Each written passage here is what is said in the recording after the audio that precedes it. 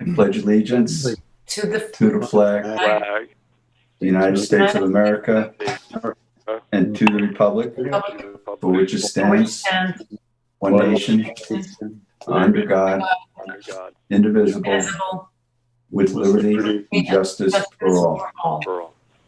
Thank you.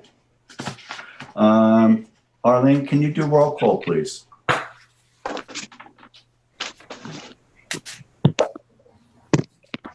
Unmuted, Arlene. Hello. It takes me a second to unmute it with on my little phone.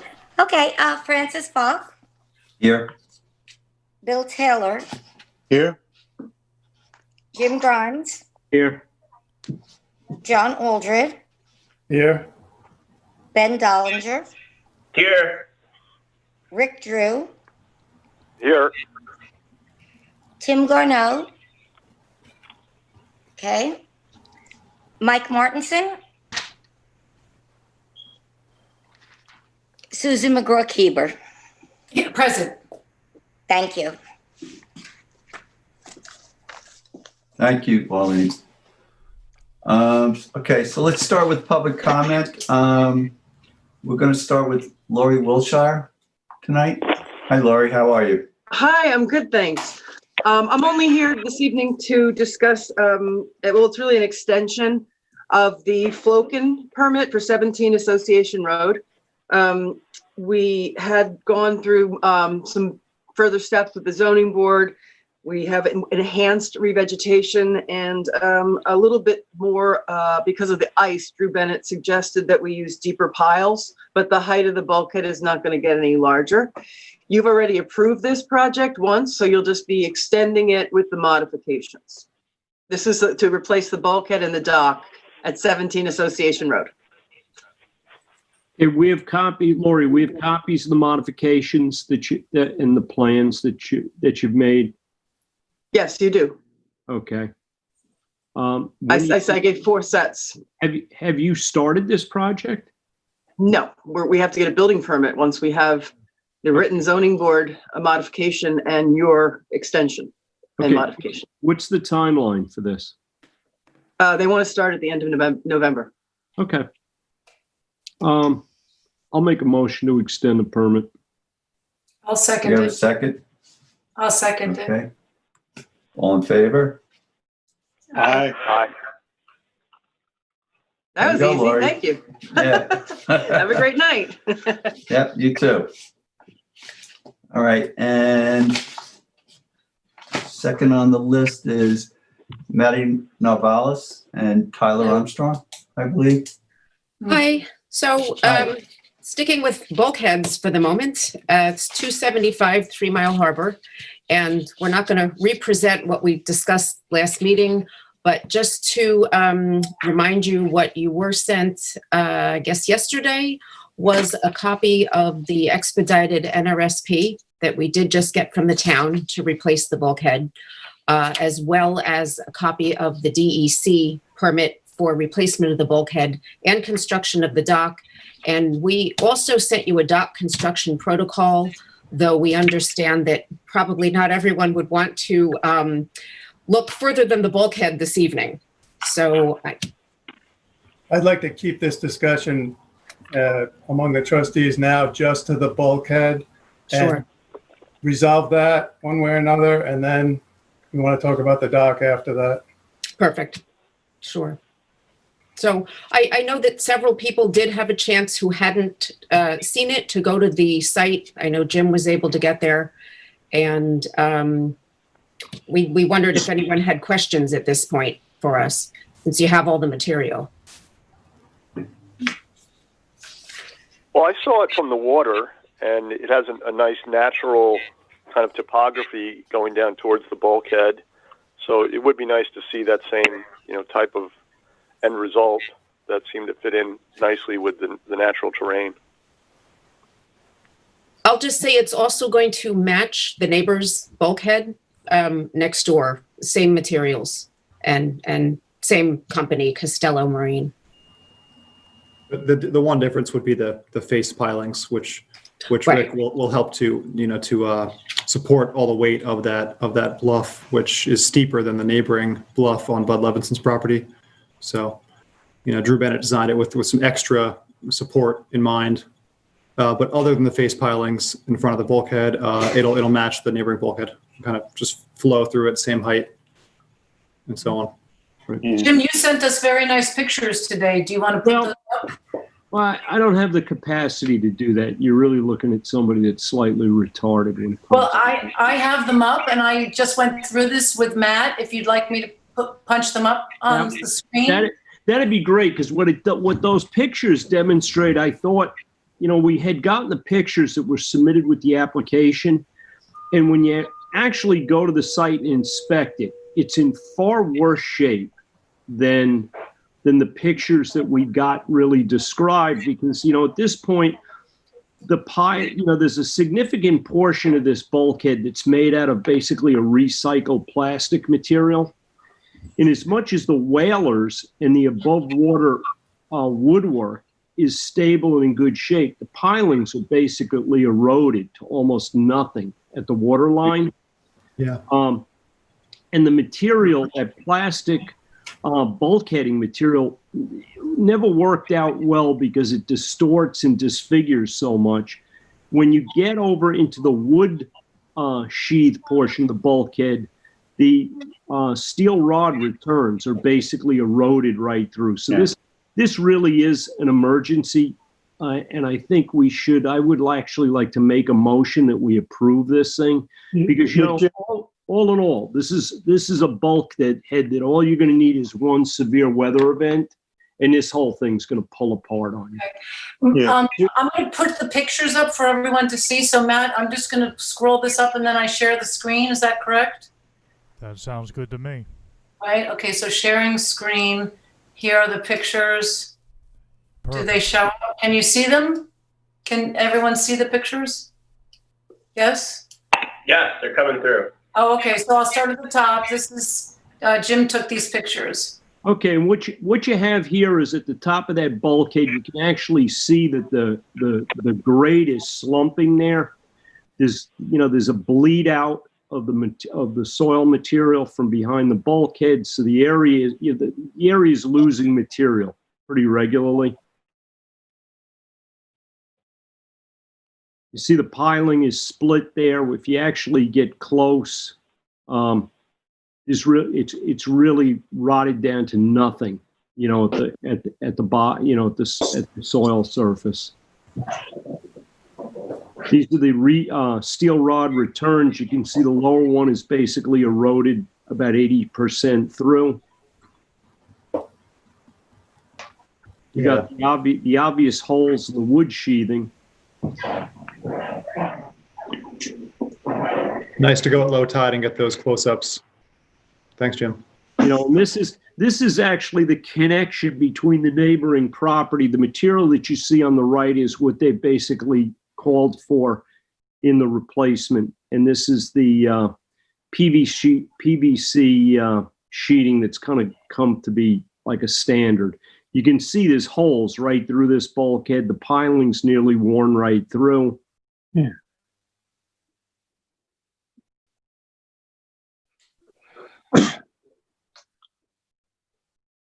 Yeah, I think it's an EPS vinyl sheeting 8.2.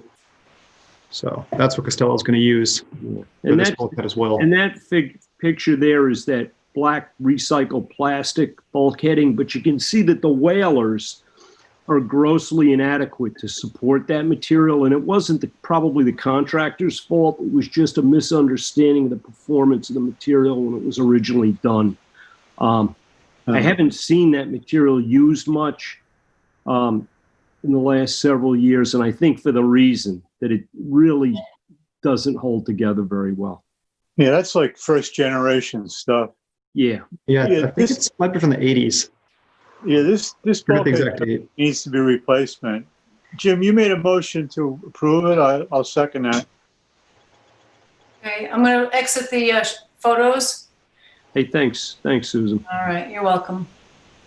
Okay, so we have a motion and a second. All in favor? Aye. Aye. Anyone opposed? Okay. That was another easy one. Thank you very much. Mike joined.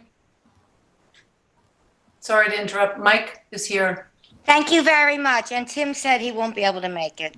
Okay. Hey, Mike. All right, well, Okay. thank you. We'll continue the other discussion another time. And, Yes. You'll be back for the doc, We right? will be give back the, for the doc. Sure. Thank you. Okay, We'll give the applicant Thank the you. the good news. Thanks. all right. Have a Bye. great evening. Right. Just so the board knows, relative to the dock, I spoke to Brian Frank today, and he's just begun to review the dock application for the ZBA. I'm not sure when it'll be on their agenda, but probably within the next few weeks, I would think. Yeah, this is one, guys, that may come back to us. The ZBA has taken a little different approach recently on some of their applications, where in the past, we've kind of taken a step back and let the ZBA handle it before we took a crack at it. And their position right now is that if the project is significantly or entirely in trustee jurisdiction, that they may ask us to take lead on this. Keep in mind, the town's been sitting on this application since February last year. So, there should really be some movement on this one way or the other.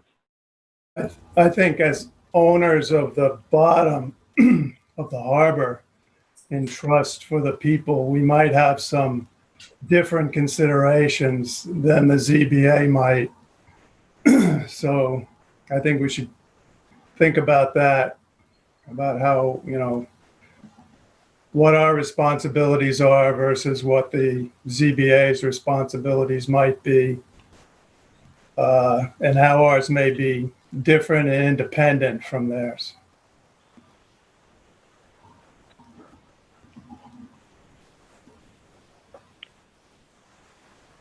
Anybody else? Okay. Friday. I'll say it's great that the ZBA has given the trustees some, lead status a little bit. That's all I'm going to say. I think it's a good thing for the trustees. Enough said. Thank you. Hey, Tyler, good to see you. You too, Jim. Thanks, everyone. Bye. Bye-bye. Good night. Okay, so next I see Mark Laska. How are you, Mark? Doing good. Thank you. I appreciate the opportunity tonight. How can we help you? So we made a presentation to the trustees back in the spring. And like the previous case, we've been sort of in a holding pattern for what seems like 9, 10, 12 months on trying to get approval for the Lazy Point Beach Erosion Control Project. And if I can indulge the trustees, I'm happy to show a few slides, an abbreviated version of the presentation that I gave to you 6 months ago to refresh your memory on the project, or we can just talk about it, whatever you prefer. Mark, this is the PEMS project? Yes, it is. It's Okay. the PEM project on Lazy Point in Napeague.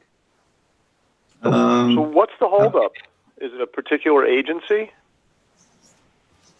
Yeah, the holdup appears to be some uncertainty about who the lead should be, what the lead agency should be. Now, if I could, or Chris, you may want to bring the board up to speed on what's going on here. Yeah, I'm happy to chime in, guys. All right. So I've had several conversations over the past few weeks, most notably with Nancy Lynn Thiel, and the conversation of jurisdiction. And I think, it would behoove all of us to take a look at this thing as a lead agency, given the ownership of the beach has not in any way been shown not to be trustee ownership. I think as we've always done in my tenure here, we move as though we own a beach until shown otherwise. So from the conversation I had with Nancy Lynn Thiel, they feel that they aren't able to act on this until the trustees have made a decision on this project, given our ownership of the beach, and given that a majority of this project does take place on the trustee beach. So I think at this time, I'd recommend to the trustees to, take a harder look if we need to at this project. From an attorney's perspective, I do have a couple questions for you, Mark, and I think that's going to be more towards the potential exposure, the risks and assurances that you can provide us in terms of liability with projects like this, given this is new to not only myself, but the trustees. But between all of us, we're going to need to move forward and make some decisions here if we're going to agree as trustees, as a group, this is a project we want to see happen at Lazy Point.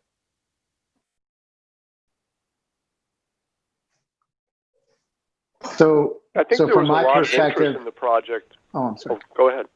Please speak. No, I was just going to say I'm happy to to try to address those questions, and either can field questions and respond, or can give a brief recap of the project using some slides I have to refresh everyone's memory. However you would like me to proceed. I think there was a lot of interest, but it has laid dormant for a while, and I think we all might need at least a little bit of time to get back up to speed and maybe visit the property and see if we can't keep the conversation moving forward. I would like to see what you have in terms of slides and video to refresh our board. I think that would be helpful for all of us, since you were here, I think, about last spring. So it's been some time.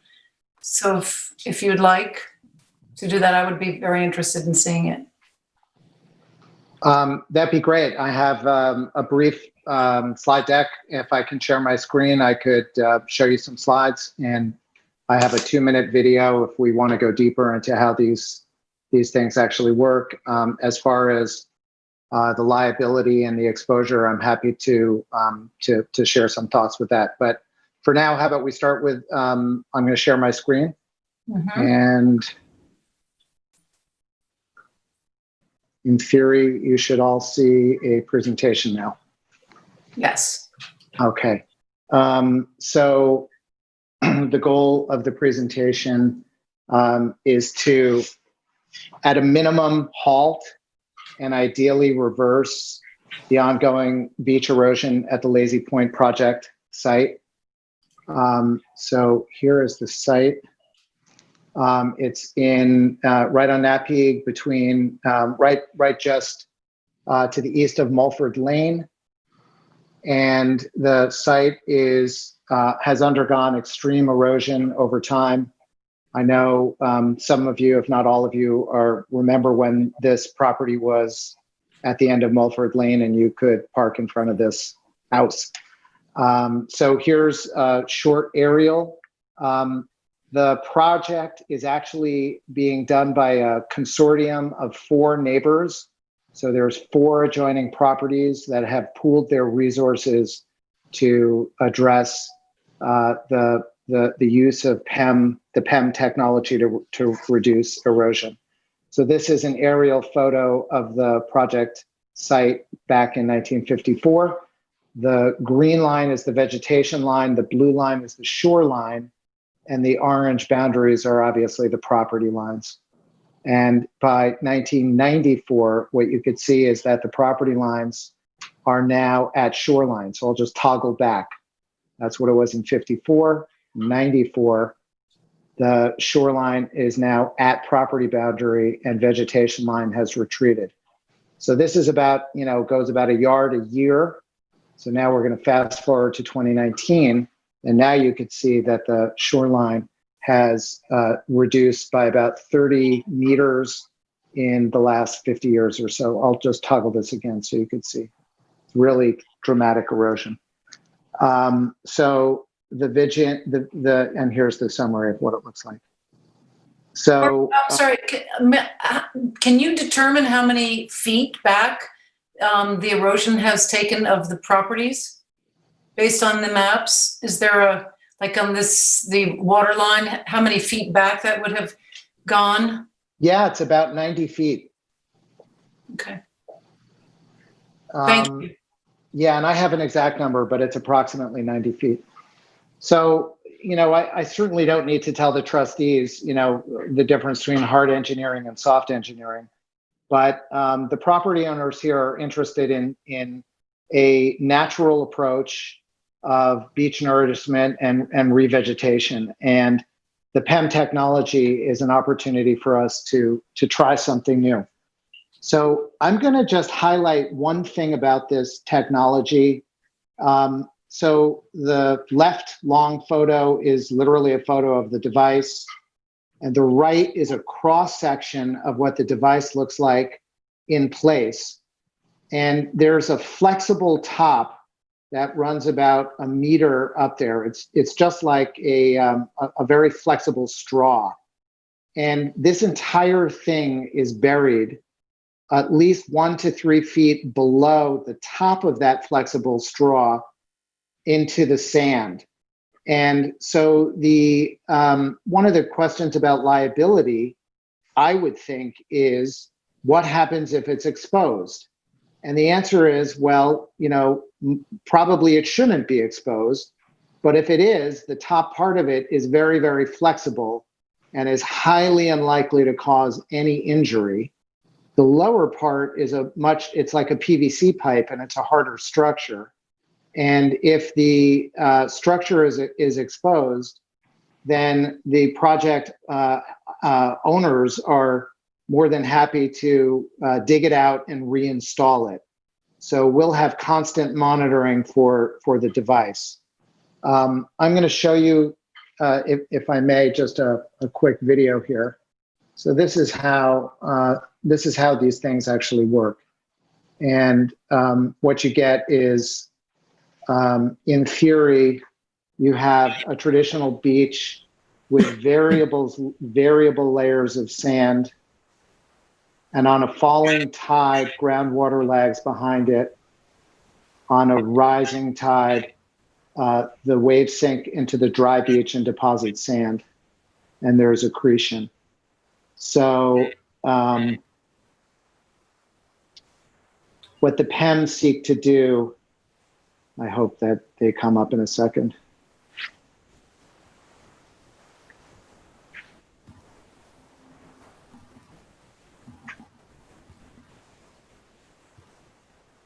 Well, somewhere in here, we're supposed to jump ahead, and there we go. So when the PEMs are installed, the PEM tries to connect all the layers in the beach. And so the idea is that the groundwater exits by the PEM and the air replaces escaping water. Mark, I just have a quick question. Can you remind us, or remind me how these are driven? Are they pounded or are they jetted? It's with a geoprobe. It's as if you're drilling a hole. So, so the way they're installed is we have a geoprobe on the back of a truck, and the truck basically pounds them into the sand. Okay. Thanks. So Mark, they're driven. That's not an auger installation. Correct. Okay.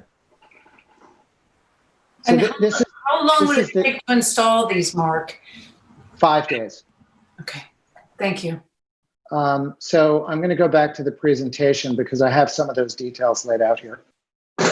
So here's what we envision. We envision 4 rows of about 8 to 10 of these things that go from vegetation line just to the edge of the water, and that there would be an access point on Mulford Lane, and we've received permission from the Mulford Lane. I apologize, I'm forgetting the exact name, but the ownership group, the homeowners group, to access at that point. So a truck drives in with this geoprobe. It's transported to the beach. There's no material excavated, no material moved. Each row we think takes about a day to install. So it's about an hour per PEM, and we have about 40 PEMs that we plan to use. One of the applicants is Chris Anderson. That red square on the figure is his property, and he is willing to allow us to store the materials that we need there. So I can't answer a question of whether the truck sits on the beach for the week or they show up, they work for the day, and then they go back and they park on Mr. Anderson's property. But I assume that's the way it would happen. So then, one question that I'm sure you've thought of is, okay, well, how the heck do I know if it works? And what can I do if it doesn't work? And so what we're going to propose is a 3-year monitoring period. And we think it'll take a year to slow down erosion a little bit. So the measure will be, basically rate of erosion has reduced. And we know that, like I said, we've got about 1 meter a year, so 3 feet a year. So if we can slow that down, we're going to measure it. But we won't know if it's just a good year or a bad year. We won't know if it's a trend after 1 year, of course. So we're going to give it a second year to try to increase the rate of slowing the erosion down. And then by year 3, erosion has stopped. So our success criteria is basically no further erosion after 3 years. And that, I think, is a reasonable success criteria. To me, if all the elements lined up and I had my wildest dreams, we would also have sand accretion occurring. So perhaps we'd be reversing erosion. But again, that's in our wildest dreams, and we're considering this a pilot project. The reporting would be, we'll do an annual sampling. We have a detailed sampling plan so that we can provide that to you guys, or we may have already provided that. And then we'll submit, kind of an annual report on status, basically focused on success criteria. Where we stand now is we have permit applications out to the ZBA, to DEC, and to the Army Corps. And everybody seems to be waiting for somebody else to move first. And so we, like I said, just sort of been in this holding pattern. So that's it. Mark, I have a question. How long after the 3-year period, if it's successful, do the neighbors, do the people who live in Mulford Association, they would continue with the program, or they would have to renew it? How does this work? Well, once these things you wouldn't want to take it out, right? No, you wouldn't want to remove it. Correct, Susan, and thank you for that question. It's a very good point that if they're working, you would not want to take them out, in my opinion. So I see 3 possible outcomes. One is these things work wildly well, in which case you can expect a lot more application of PEM out on the East End. Option 2 is we don't really see very much improvement. Maybe we haven't given it enough time. And option 3 is they don't work at all. So if we have option 3 and they don't seem to work and they don't seem to do anything, the applicants will take them out at their own cost, say that was a great try, and look for other technologies. If it's option 2 and we can't really tell if there's much going on, we might give it a little bit more time with your approval. And in my wildest dreams, we slow down erosion or even see sand accreting. Like I said, you'll probably be seeing more permit applications for these things. Would you refer to the project that you did in Florida? I forget the town. The town is Hillside. I did not do that project. So okay. I'm the consultant trying to get the permits and do the science behind it. There's another company that actually owns the technology and will be deploying these things.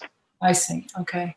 All right. But that was a successful project from the pictures that you showed us in the spring. It was successful, and it's been done throughout the world. There's about 20 or 30 of these things done worldwide.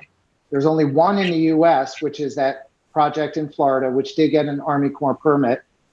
And it's somewhat unexplainable to me why they haven't been using these things all over the place. But somehow Chris Anderson heard of the technology and was willing to finance it. And so what we have is a privately financed pilot test of a low cost, low impact potential technology to slow or reverse erosion, paid for at landowner expense, not asking for any financial support. Is this supported by an insurance policy that if somehow somebody did harm themselves walking on the beach, or what kind of insurance do the trustees have in terms of the project? Does anyone know? Chris, Chris? I think you're muted. There you go. My question was about insurance liability for the trustees, how we would protect ourselves with the project if something did go wrong. Yeah, I think that's a question we're going to have to ask Mark as far as the assurances and insurance that can be provided for liability, not only for an individual getting injured, but also in case of a potential option 4, which is what if there's accelerated erosion? What happens then? So these are questions we need to have answered, Mark. And if you can kind of help fill us in the gap there, we'd appreciate it.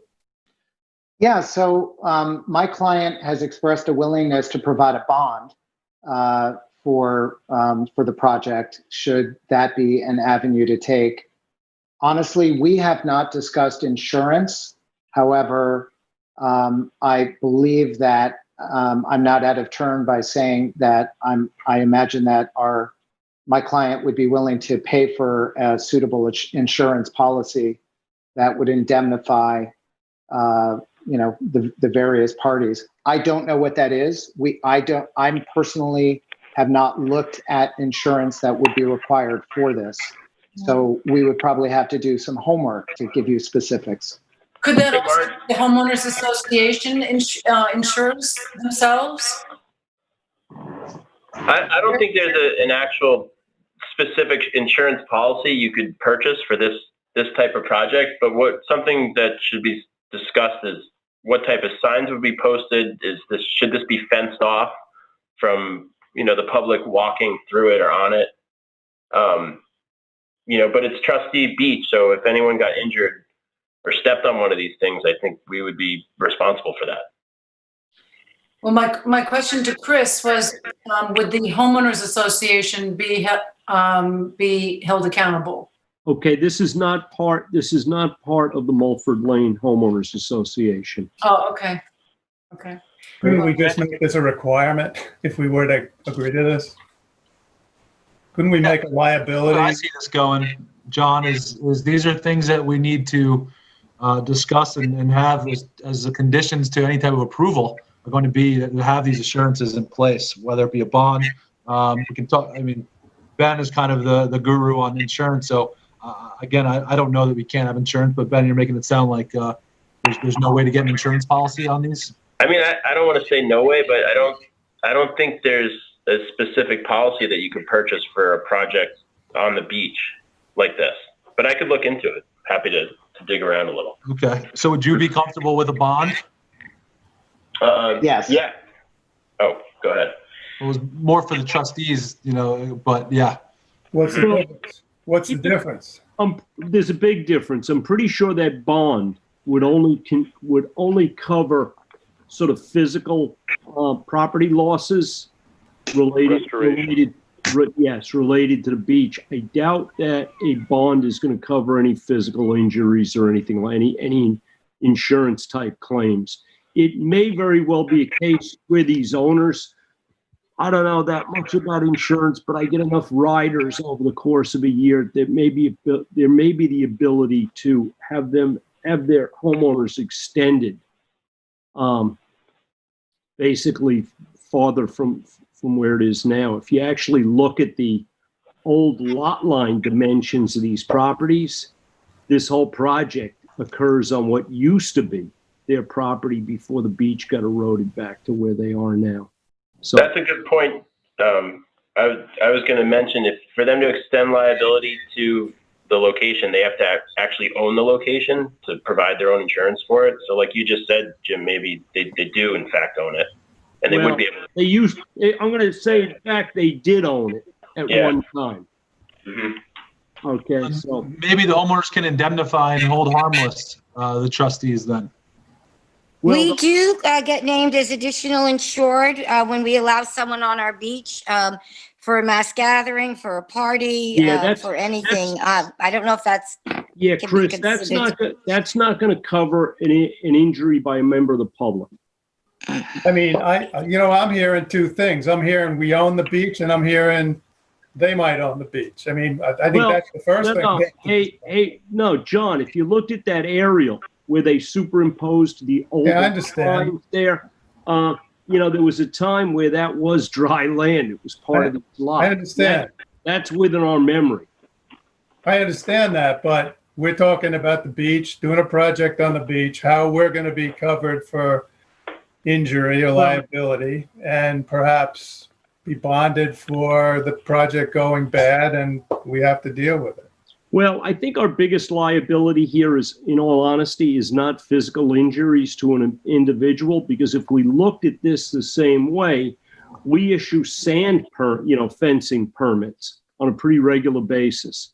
We don't ask those applicants to provide any special insurance in the event that some member of the public hangs themselves up on that sand fence, which, by the way, is pretty much always on trustee land. So, that kind of liability occurs with or without a project like this. And I wouldn't make that a driving point in this discussion. I don't necessarily think it's relevant. I thought that was Chris's original concern, though. You mentioned exposure and liability, Chris, didn't you? I think we should go back to look at our insurance policy and ask the question, if this project were to take place and someone was, pedestrian was walking by and was injured, do we have coverage on our own policy for it? And we could leave it at that and see what they say. Going back to the project itself, it seems as though it's not at all harmful to the beach. It seems like a pretty easy application to see if something would be able to help the beach from erosion. So I think it's the least invasive or invasion type of project. And I think if it actually works, it would be a good thing. Yeah. I like the concept of it. I think this is a pretty good opportunity for the trustees and the people of the town, where they've got a project sponsor that's willing to try something like this. It's a good location in the sense that it has very little public activity on it. Mm-hmm. If you're going to try something like this, I think it's a good place to try it. If I may, I think we probably all have some questions that we're going to think of later on. And maybe we do have a pretty stiff agenda here tonight, that maybe we table this with the idea of voting on it at the next. I just have a couple of. Go ahead, John. I'll go after John. Quick questions that came through my mind. How do you know where these things are if they're 1 to 3 feet below the surface? How are you keeping track of where they are in case you want to retrieve them? And second, how do you retrieve them if they are going to be retrieved? It's one thing to bang them in. It's how do you get them out? And how do you know where they are? Yeah, so we'll probably put a small flag at the top of near the vegetation line, so we'll know exactly where the line is, but they'll all be surveyed with GIS, and we'll have a very, detailed, way to get back to each individual one. I think there's two reasons that you take them out. One is because the project isn't successful, and then you're going to dig them out. The other reason is because for some reason, one of them becomes loose and comes up to the surface. And then the way we take it out is literally by pulling it out and then trying to reinstall it. It may be that we have to dig and jam it back down to get it back to work. But I think it's really basically, literally pulling a tube out of the ground by force at the end of the project. I also really want to emphasize that, as you said, they're pounded in pretty deeply, and the whole idea is that they're well below the top of the sand. So we're hoping that it's highly unlikely that they become exposed and that people would be in contact with them. Mark, do you create a survey whereby you designate where these poles are placed so that we have something on file to see where they are? In addition to the flag on the upland, we would have a survey that would show us so we could find them. Okay. Yeah, we'll know exactly where we are. We're going to GPS the location of each and every one. that will be placed onto a site plan, like almost an as-built kind of plan, but not really because we're not building anything. And we will provide that, a copy of that to you, both electronically and a hard copy, so that you could see exactly where they are. Somebody raised closing, fencing this off. That was never our intention. We didn't want to reduce anyone's access to the beach. And because these things are so far below the surface of the beach, we see no reason to tell people not to go there. I hadn't contemplated a sign, but we're happy to produce a sign and post it. I think actually it'd be a nice sort of an informational thing for you and your company to put something on there to describe, because in that sense, if you have some informational stuff there, if by some chance these things do become exposed, anybody that's walking on the beach there will be able to understand what they're looking at. No, I think that's a great idea, and we will be happy to commit to doing that. We also intend on installing a webcam on the balcony of the Anderson house, so that we'll be able to view the beach. They also have plenty of people that come by on a regular basis. So there'll be physical inspections on a regular basis, and then the webcam, which will monitor, say, after a storm event. So we're gonna watch it closely. Mark, what type of response times can you commit to in the unlikely event they do become exposed? I mean, the chances are that somebody on the beach, a local beach walker is going to notify us, okay, or the homeowner, one or two of these have become exposed. So what can you commit to as far as a response time so that we can avoid liability of somebody stepping or tripping on these things? So I assume within a week, but I don't want to commit to that until I verify that separately. But we're local. I actually live in California now. However, I have an office in New York, and we'll have a local partner that we'll be working with for installation. So for sure, we'll be able to make an arrangement to have somebody readily access the site. Okay. Yeah, and trustees, these are the types of things I think would be, prime for permit conditions. Okay, Mark, I have one question. Yes, sir. Is there any maintenance requirements on these units? Nothing. Leave them alone. They do their thing. They're basically just tubes with slats in them that create a differential pressure with the water and the sand. So there's nothing we need to do once they're installed. All right. So Jim, you want to table this for a couple of weeks? Personally, I would not feel comfortable. I think everybody does have some reservations on this. I'd like to ask our other board members, if they don't have the information packet that was circulated last time, to reach out to Arlene to get it. And perhaps as a board, we could be prepared to vote on this at our next meeting. My recommendation would be for the trustee members to put together some ideas of types of permit conditions they'd like to see on this. Perhaps we can kind of put them all together and come up with something that everybody can agree on. And then forward that to Mark. Yes? No. Discuss it amongst ourselves. Right. Forward them to Chris Carrillo, our counsel. Well, no, yes, but then I'm saying ultimately we would be giving that over to the. Well, that would occur after we vote on this, and if we vote to approve it, it would be conditional on the following, on the. Understand. All right. It sounds to me like we should be the first to go here since we claim ownership of the property. I have a feeling that the other agencies are going to be looking at us. Well, what's happened here with respect to the ZBA. Mark's in an awkward position here in that he's been sitting, waiting for his hearing to be scheduled on this thing since we spoke to him last.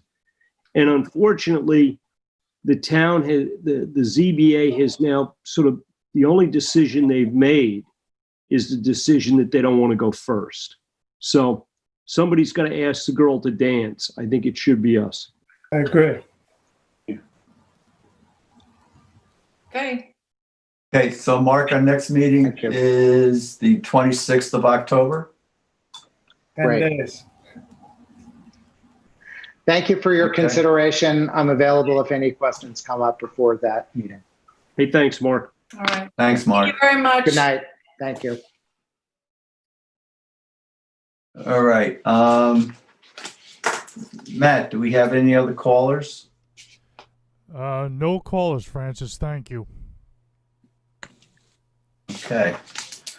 Excuse me. So I guess we'll move on to new business. Aquaculture, recent New York State DEC water quality classification changes. I think I sent that to you, John, right?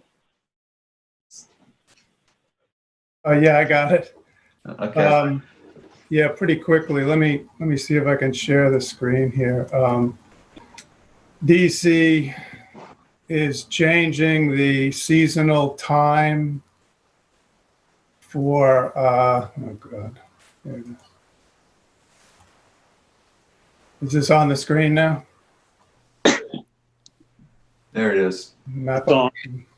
This is the seasonal closure for the Folkestone area, one near Harbor Marina and one in the vicinity of Sunset Cove Marina and the Folkestone Association Boat Basin. They're extending the closure. The old seasonal closure date was May 15th to October 31st. And they're extending that to April 1st to November 30th. I spoke to Zach at the DEC and asked him what's the reason here.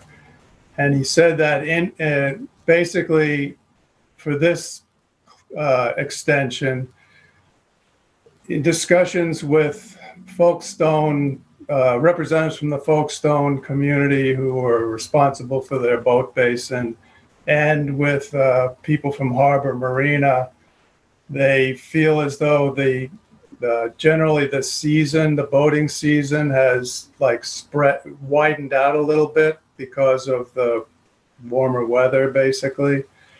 So these are both precautionary closures around marinas. They're not necessarily tied to water quality data, but it's basically more boating activity longer in the season is the reason that this closure was extended out. The other closure is, surprisingly, Home Pond on Gardiner's Island, which went from classified shellfish harvest area to year-round unclassified.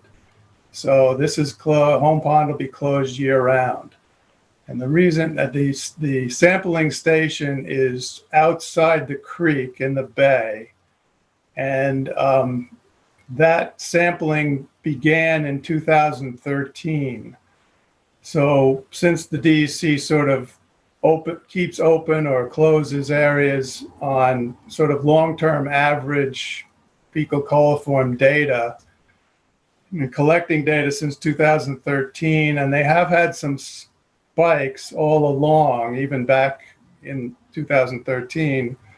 But this 2019 in particular, they had some very high spikes.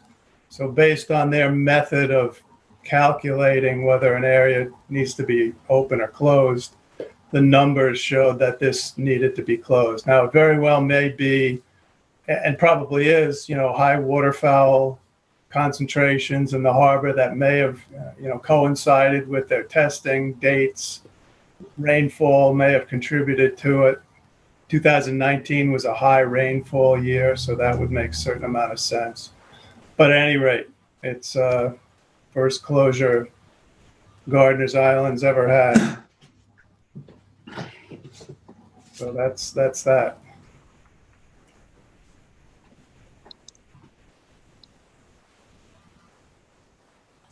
Thanks, John.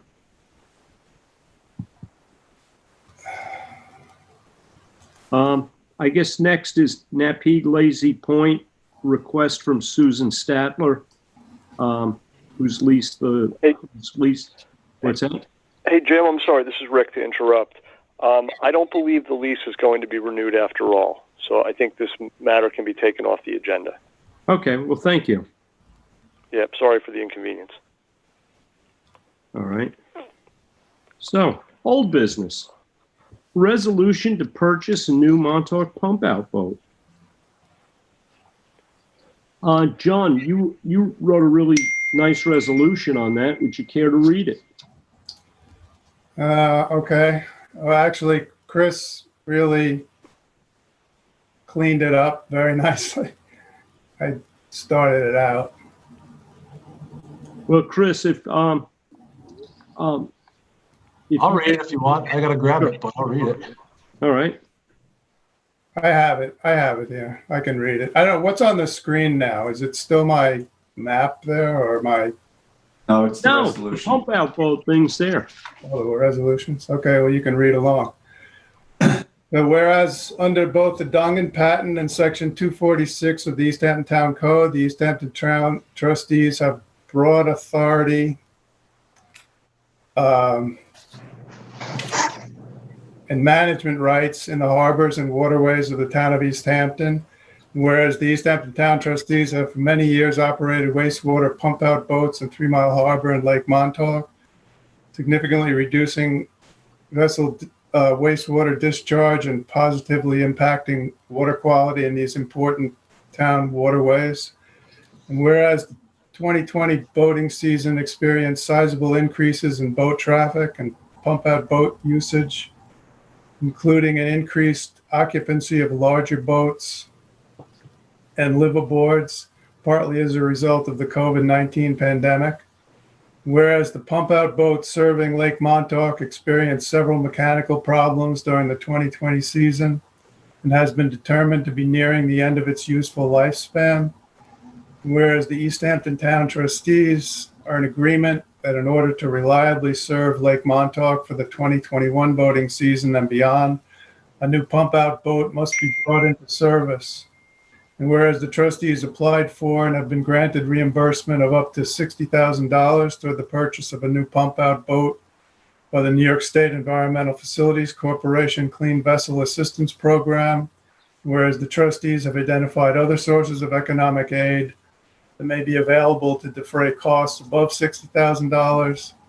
Whereas after thorough research, the trustees have identified Marine Boat Builders of Warwick, Rhode Island, manufacturer of pump-out boats in the Northeast region, and an authorized manufacturer of these boats under the New York Environmental Facilities Corporation's Clean Vessel Assistance Program. Whereas Marine Boat Builders and the trustees have identified the 23-foot pump-out boat with trailer to be best suited for current and future operation in Montauk Harbor. Whereas Marine Boat Builders. Excuse me, John. I think the amount here. Yeah, I know. The quote amount is incorrect. The zero should go between the 1 and the 8. Yeah, I caught that. Whereas Marine Boat Builders has provided a quote of $108,570.70 to build this boat for the trustees. Now, therefore, be it resolved that East Hampton Town Trustees hereby authorize the purchase of the Marine Boat Builders 23-foot pump-out boat with trailer as specified and for the price quoted. I'd like to make a motion that we accept this resolution and move on it. I'll second that. I'd just like to say that that secondary funding has been approved by the town's Water Quality Technical Advisory Committee, and they're sending a recommendation to the town board to cover that $48,000 and change difference between the $60,000 from the state and the full price of the boat. Does anybody have any questions on this? The only thing I'd like to add is John mentioned as part of this resolution that our present boat in Montauk is reaching the end of its useful lifespan. The hull is actually good. I think what I would like to see us do, and we've talked about this is a little bit, is to send that boat up to the builder and let them refit that boat. We can't really get a hard number in terms of what our costs are going to be for that until they've actually got the boat in their yard and can really go over it. But we did get a preliminary budget of basically $12,000 to $15,000, which I think is very light. I think the real number is going to be considerably higher than that. I don't know whether this is the time to vote on that or not. And then what, do we just keep it as like a backup? What would be the purpose? Well, as a backup, and we have found ourselves in situations this summer where that boat could have been used as an accessory to what we had going on. I mean, those guys were busy this year. Yeah, sure. We've been discussing buying a third boat for a while. There are certain events, the blessings of fleets, holiday weekends, where a third boat would be handy. And the way Montauk is up, 2 smaller boats will be much better than 1 larger boat. And I think refurbishing the first boat will probably be a $40,000 item, something like that, with a new motor. But I think we should approve the construction of the first boat right now. Anyone have anything else? I'd just like to say that we can be covered for the rebuild of the boat too, I believe. We can reapply for state grant and also reapply to the for the CPF funds to cover the balance. So I think we should move ahead as quickly as we can, getting that boat up to Rhode Island so that we can get a quote on that and get that reimbursement paperwork started. I would agree. If there's a good chance to get the funding, then I think it is worthy of expediting. Yeah. He did, yeah. He sent over something I can just share around. I think in all the busyness, I guess I didn't forward it, but about 44,000 with a Yamaha motor. So then you take 20, about 24. It's on the high end, and he would like do a punch list with Jim once he gets it. And at 44,000, we could get 33 from the state, and we would only be asking maybe 11 from the town, because they will give a grant up to 75%, up to 35,000. Okay. Trustees, if we want to streamline this process, we can add a second part to this resolution. Now, therefore, be it resolved, the trustees authorize the refurbish of the existing pump out boat. We can maybe put a cap on it if we need to, but it sounds like you guys want to move forward. We can definitely add it in here. Can we vote on it tonight? Do we need a resolution to just send the boat up? And we don't have a final quote on that. We need to get the boat up. But John, we can put a temporary cap on the funding. And at the point. Or vote to move it up there. Yeah, Jim, can we just vote to move it up there? Can forward something during the meeting now to all the trustees if they need, but he said maximum 44 with a Yamaha engine, and then we could always break out a cheaper engine. So he did come up with a round number. If I'm not mistaken, I recall that when he spoke to us, that he did say that the sooner we get the refitting of the boat that needs to be refit up there, the better, that they do those second to the new boats. So if we want the refit, I think we should move along with that. Well, if it needs a motion, I'd like to make a motion. And I will second. Well, we already have. Vote on this first. Yeah, hold on. We already had this resolution open. So let's do a roll call vote on the resolution. Okay, Arlene? Yep.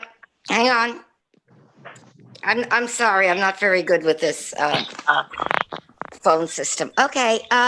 Francis Bach? Yes. Bill Taylor? Yes. Jim Grimes? Yes. John Aldred? Yes. Ben Dollinger, Yes. Rick Drew, Yes. Mike Martinson, Yes. and Susan McGraw-Keeber. Yes. And Tim Garneau is absent tonight. Okay. Thank you. So we'll put in an order for the new boat. What would we like to cap the refurbishment at? I think we cap it at 40, call it 45,000 for now. Okay, you want to make a motion that we send it up for inspection and a final? I would, yes. A second. Okay, all in favor? Aye. Aye. Anyone opposed? Okay, so we'll give them a call on Monday and get this rolling.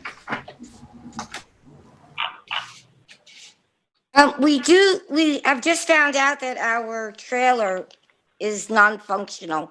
Well, and can't yeah. really be refurbished. Arlene, we've had this conversation, and what I would suggest is that we'll contact the boat yard up there. I'm sure they're set up to be basically traveling over the road and interstate, and I think it would be money well spent to have them handle the transport of all. Excellent. Okay. And a new trailer will be 55 if we needed to bring it back. The same thing is on our thing. But yes, they have a trailer that they can come down and pick it up with. All right. Good. Is everybody good with that? Mhm. Yeah, that sounds great. Yes. Yes. Excuse me. Okay, so let's move on to the next item. We have the scallop season resolution. Since that's already been put in the paper, do we have to read it? We can read it, but I have it ready. Might as well.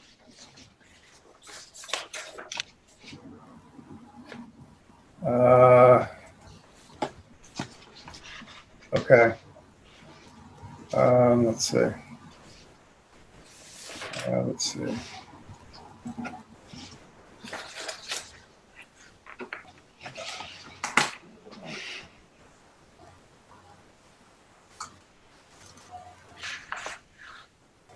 So,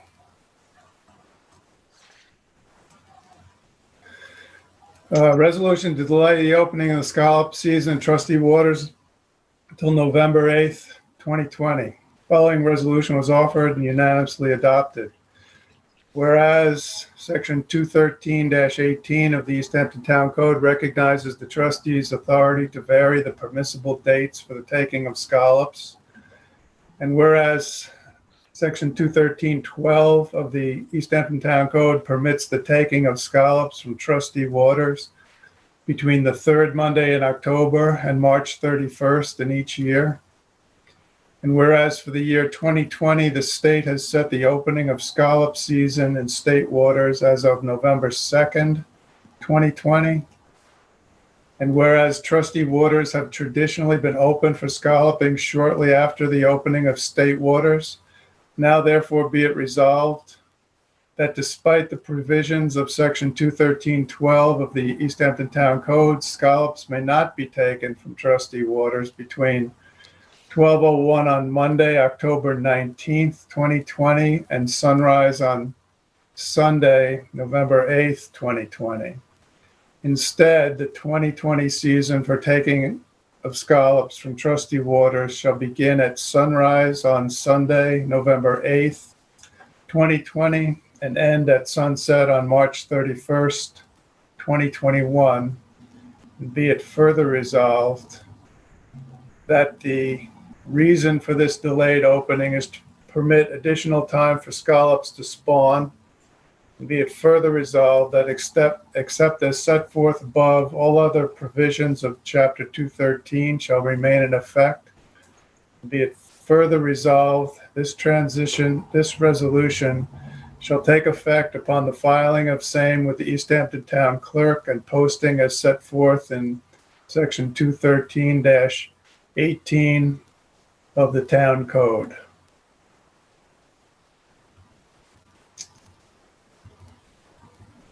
That's the resolution. Does anybody want to make a motion to accept? I'll make a motion to accept. Is there a second? Second. Second. All in favor? Aye. Aye. Anyone opposed? Okay. Thank you, everybody. Next item is Accabonac East Channel dredging in progress.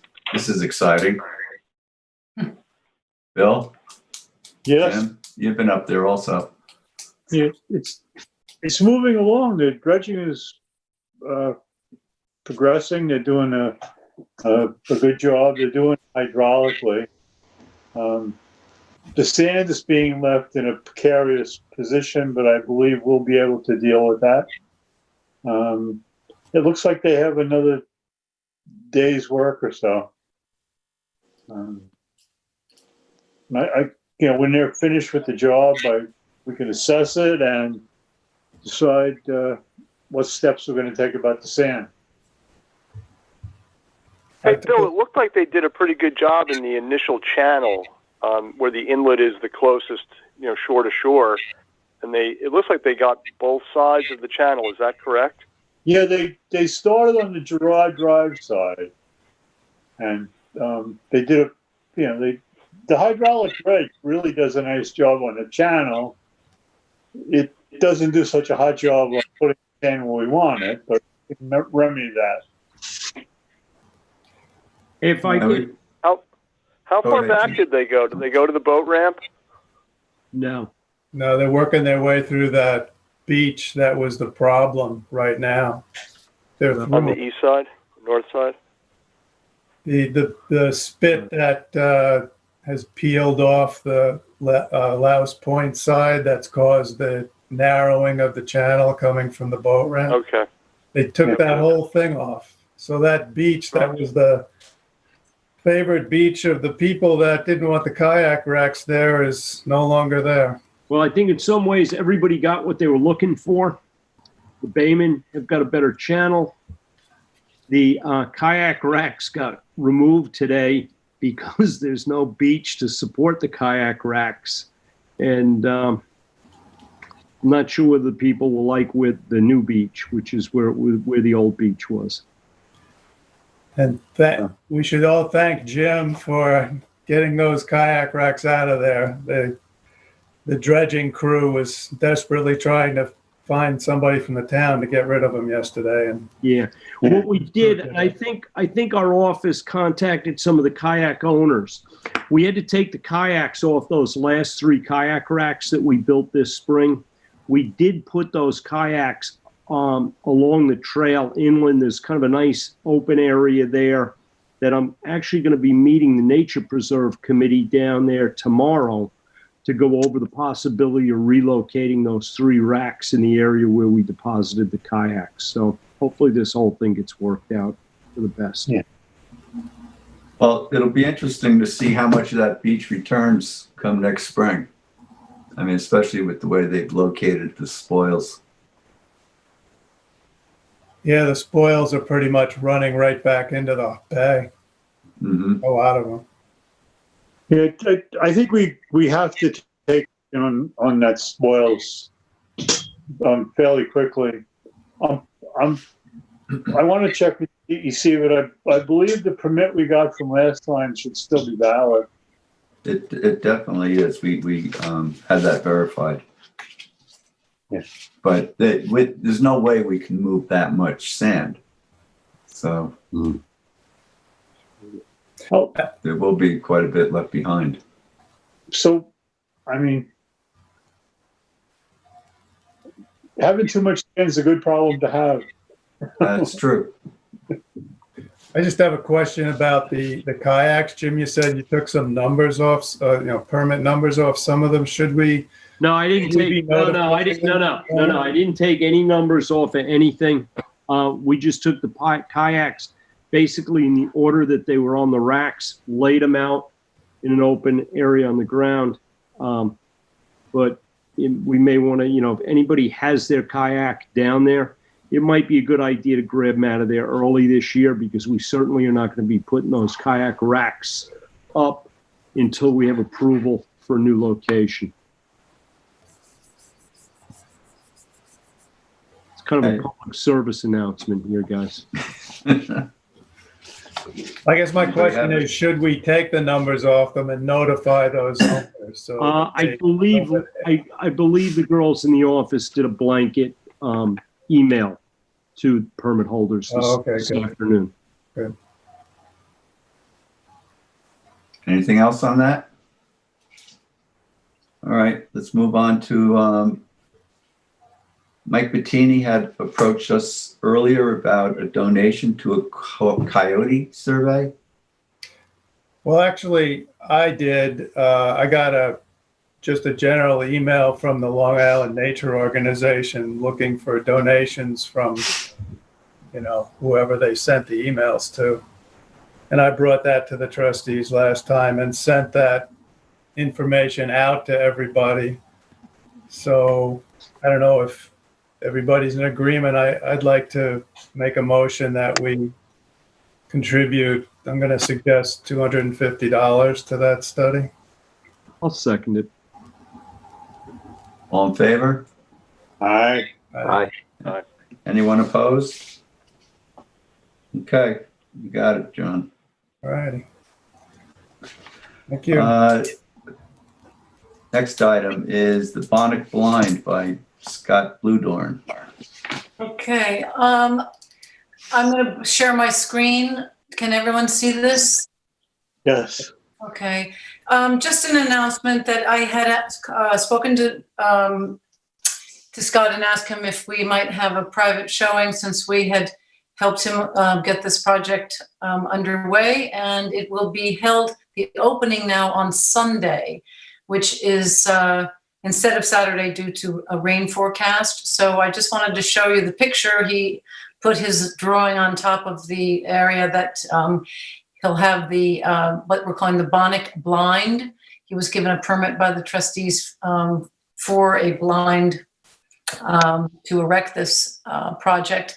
And as he told us, it's really a commentary on the old traditional Bonnet life and affordable housing. It's a statement that he's made. And if you go to this page, which comes from the Parish Art Museum, who is supporting the project, the description of the project and what it's made from and so forth is here. So the trustees have been invited to attend on Sunday at 1 p.m. So those of you who can come, it would be great. The East Hampton Star will be there and the press. So they are going to have their official opening on Sunday as well. So it's at 1 o'clock, and I've gotten emails back from those of you who cannot come. So thank you. I'll take some pictures myself while I'm there, but I think it's a very interesting project, and I want to thank Jim Grimes for leading him to the different, instead of using Phragmites, you told him to use the Spartina, right? For the project. I suggested that, but I got to tell you, Susan, I'm a little concerned here because this clearly is a doctored up photo. Is there actually a blind down there at this point? I don't know. I haven't been there yet. Okay, and I also do see that he does not have his trustee permitted displayed for the duck blind. Well, this is just a drawing. I see that. Right. So I don't know yet. Where the hell's the blind? I would assume that he's going to deliver it to the spot on the day of the actual show. Oh, okay.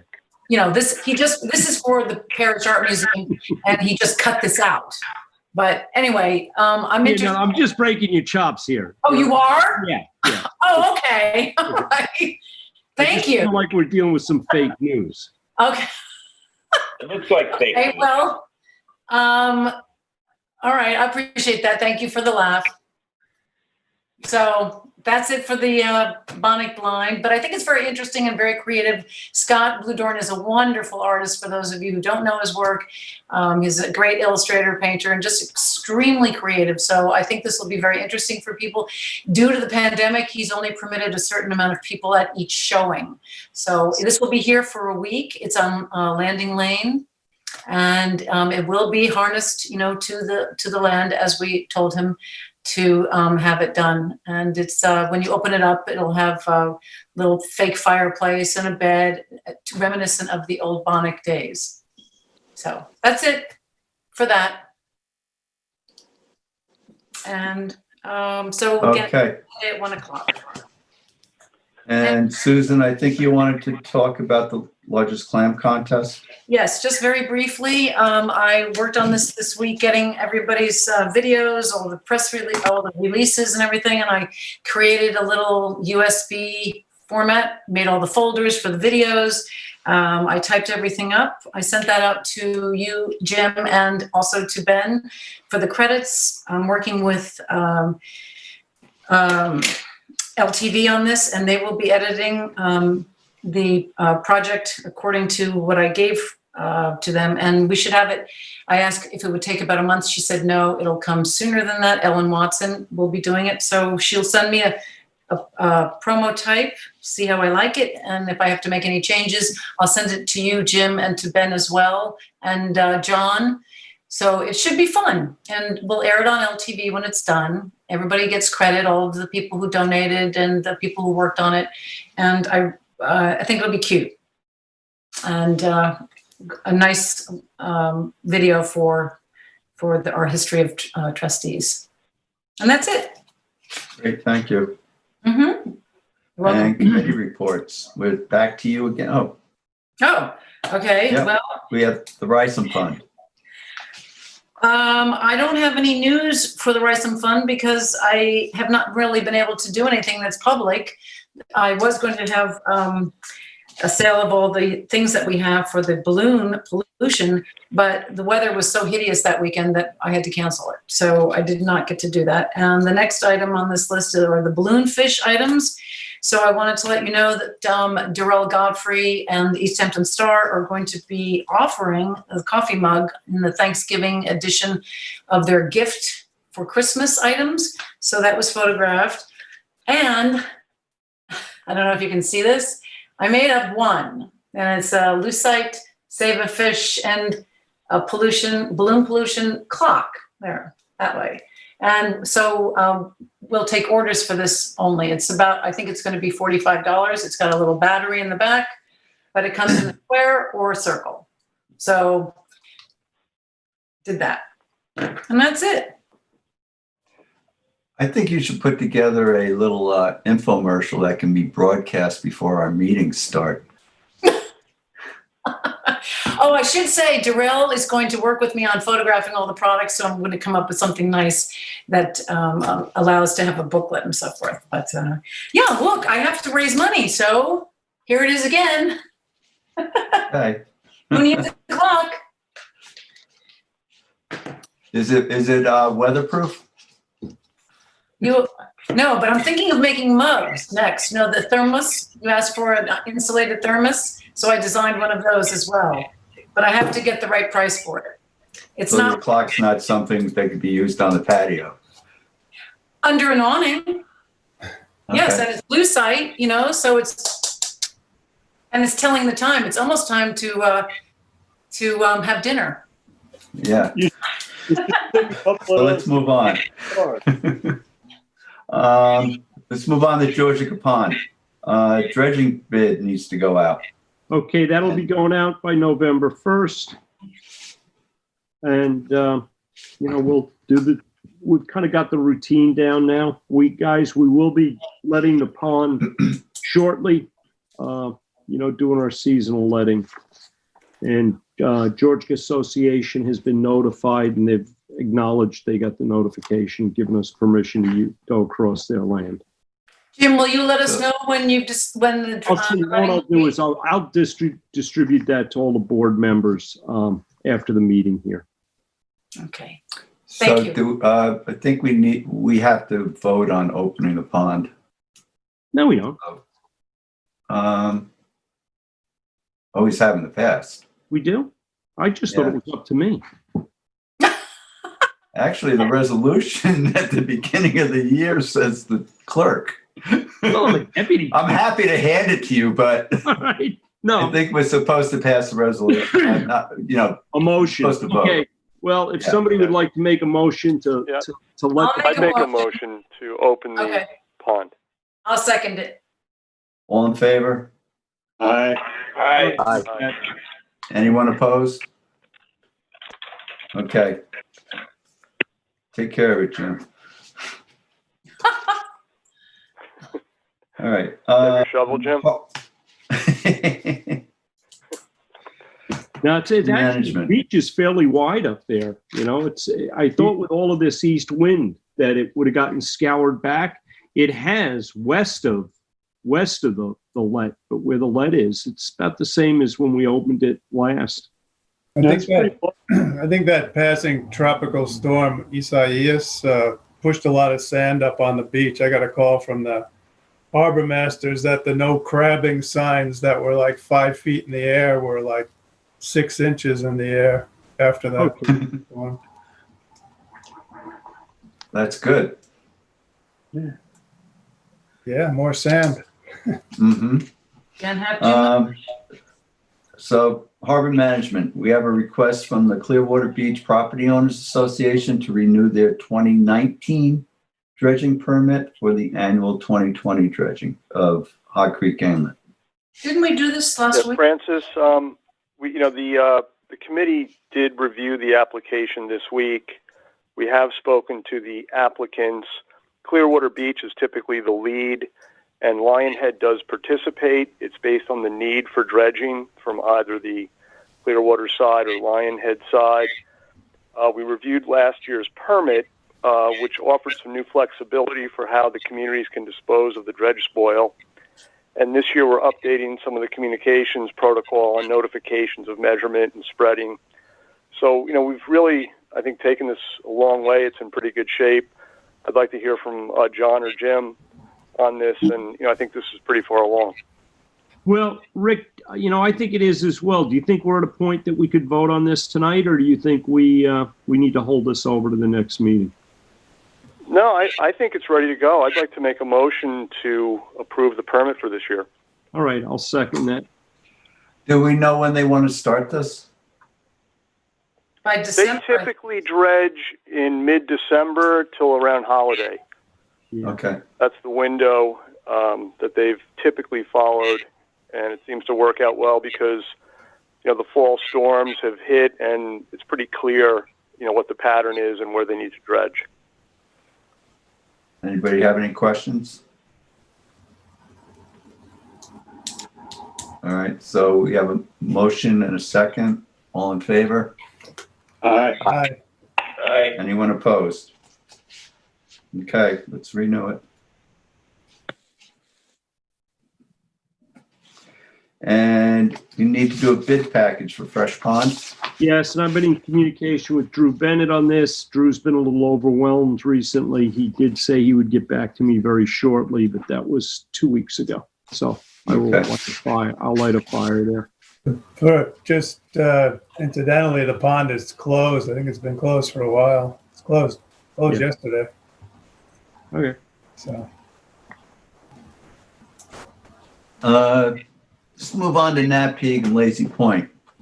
There's a ZBA hearing for Heidi Ho, 212 Shore Road in Lazy Point.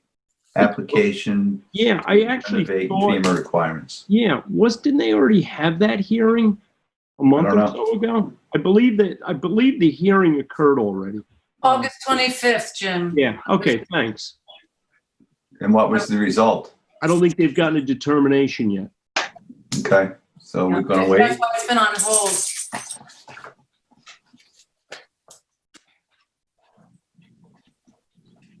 Okay. And the next one, Dan and Julie Resnick, that had a hearing, what was it, 3 weeks ago, 2 weeks ago? Yes. I did go down there and look at that. What they're doing is they're basically just raising the house and redoing the septic system. Nothing's coming closer to our jurisdiction. Septic systems on the landward side of the house. It was really a non-issue for the trustees. Is the house itself waterfront or across the street? It is waterfront, yes. Waterfront. Okay. It's actually, this is a property, the property next door, CPF purchased and the house was removed. So this is just north of that residence. That's where I have our oysters are there at that lot. But this is to meet the FEMA requirements. Right. All right, we have an application received on behalf of that's the PEMS. Yeah, Right, the PEMS. we put that off. Request to close out trustee permit issued to the Arc Barge for bulkhead replacement. Yes, I actually went there today, so I'm going to share my screen with everybody. I sent these pictures late in the day. I apologize because I just got them. I took a bunch myself, but Billy Mack of First Coastal had these, so he sent them, and I just wanted you to see it. I was there with Chris Cohan today, and everything is in place. It looks beautiful. Job was well done, and here's an aerial view. Can you see this? Yeah, it looks pretty good. Oh, okay, good. So the town has already inspected it. Palumbo is his fellow's last name, I think. I wrote it in here, Joe Palermo. He's already inspected it, and the town would like to issue a certificate of occupancy for the Arc Barge, and we have a trustee permit NA number 2-18 to close it out so that they can finish this. Are you So making I'd like to make a motion? Are you making a motion? I am making a motion to close out the permit. I'll second. All in favor? Aye. Aye. Anyone opposed? Okay. Thank you. We're down to administrative. Payment of the bills. East Hampton Marina, $482. You missed Town Line Road, Francis. Oh, Excuse yes. me. Okay, Town Line Roads Committee. Town Line Merchants Path. Thanks, Francis. Some of the other members of the board I know have been down there, and I'm really looking forward to hearing what they thought about it. There is an opportunity to encourage some, responsible access to the area, but as I, personally think about this more and more, the idea of gating off the road may be fraught with as many problems as it is benefits. So I continue to be, somewhat conflicted about such a, what I would call, somewhat drastic move regarding public access.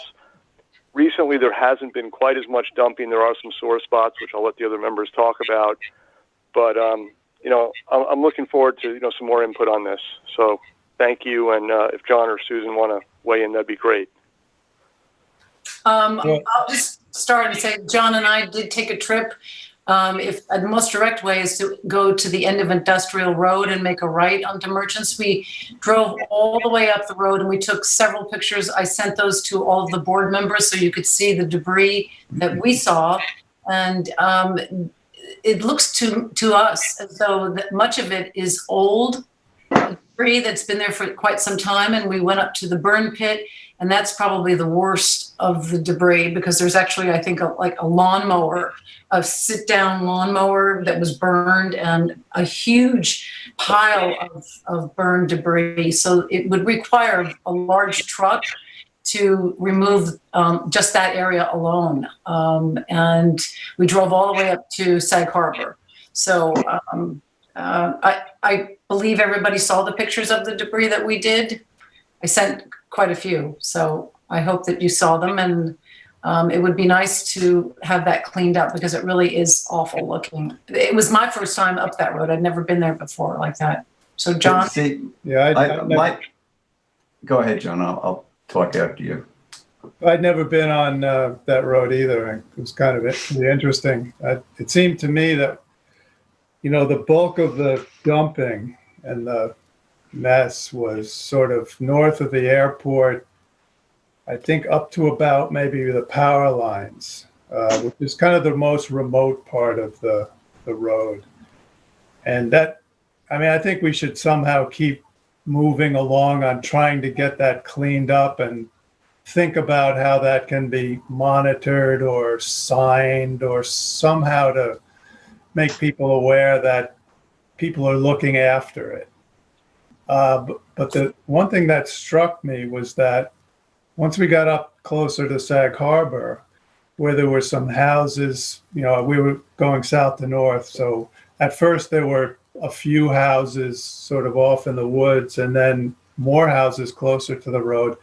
And from, the discussions we've had in past meetings and the input that, you got from homeowners, Rick, I was under the impression that was the, up in the Sag Harbor area was the biggest problem. But in terms of condition of the road and the nature of any dumping, that was the cleanest part. And so I'm a little John, I don't what the disagree with problem you. is up there. Yeah, I don't disagree with you, because you get to Merchants Pass and Town Line's paved for a little section, and then it goes back to dirt road, and you end up down by Division Street. And, some very beautiful stretches, some great open space, and, access for hiking and hunting and other activities. And, you do have the houses there. I think what happened in part this year was the road started getting used, either for recreational driving or four-wheeling. Trucks and Ubers were taking shortcuts on it, or just taking people for a fun ride in, what we, I think, would agree on is some of the most remote areas of town. And it changed the use pattern. And, we've seen this at a lot of beaches, a lot of road ends. My own neighborhood is a little bit different now, with more vehicular traffic from people going to the beach because there are more people wanting to go there. So, it definitely wasn't as bad as I thought it was. And a few years ago, in that southern section you're describing, there was a lot more debris, and there's been some cleanup done, and it's really great to see that. And I think, that's something that's a clear takeaway, as you've described and Susan described. Let's see if we can't get it cleaned up. It's definitely on the shoulder of the road. I'd say it's most likely on trustee property. I think Francis did, make some fair points about understanding who's involved in this process of a cleanup and making sure we're safe, et cetera. So I'd like to explore that. I think that's a great step forward, and then look at the access issue maybe as a step 2. Yeah. Rick, I remember that you had said that there were people that were using the roadway on their motor trail bikes. And so we did come across a few people who were, helmeted, and they were driving their trail bikes through the road. We also saw there were, I think, a couple of pickup vehicles that came by, and we moved to the side so that it could get by. But there was also a very large, widened part of the dirt road that we came upon, discarded tree stumps, huge trees that had been chopped down, and they just dumped them all in the middle of the road. So now the road curls around them. It's like a sump hole there, a little sinkhole. Yes. In the roadway. Yep. And, there's kind of now a shoulder on the left side as you head to the north.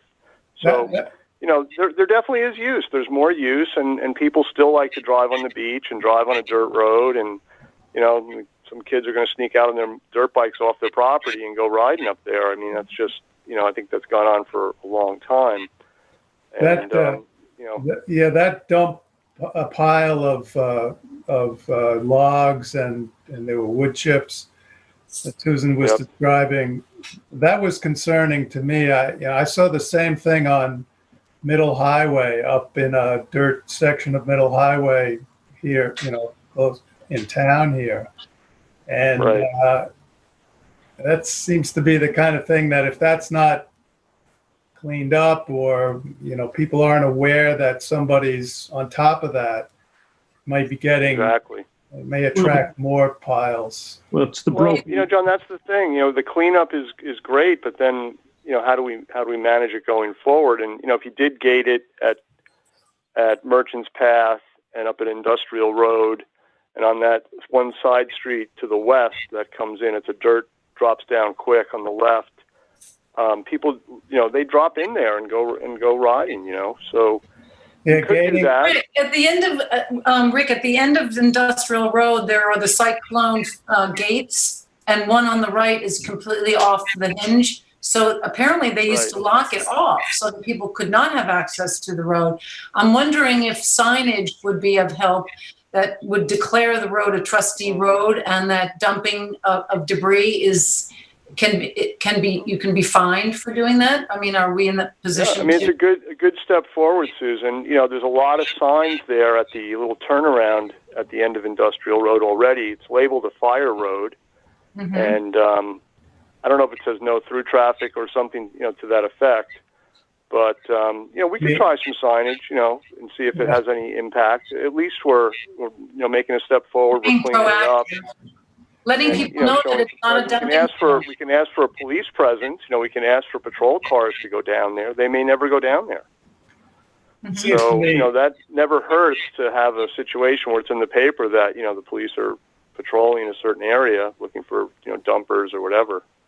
It seems to me that, as a first step, it might be, if this is a big ask, but a cleanup and then maybe some signs along the road saying, not no dumping, fines or whatever, but this is a trustee road, keep it clean. Yeah.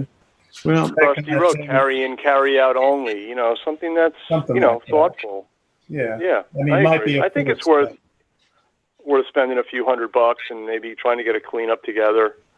Right. And get some signage and see if we can get a cleanup going and, get some community involvement and buy-in. Maybe the people that are concerned can become part of the solution, a little more boots on the ground and, create some better communication with the neighbors and the trustees.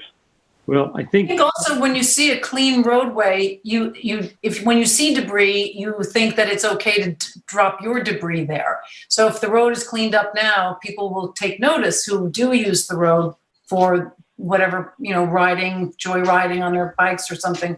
But I think when it's in good shape, then people respect it. So I think the first order should be that we clean it up.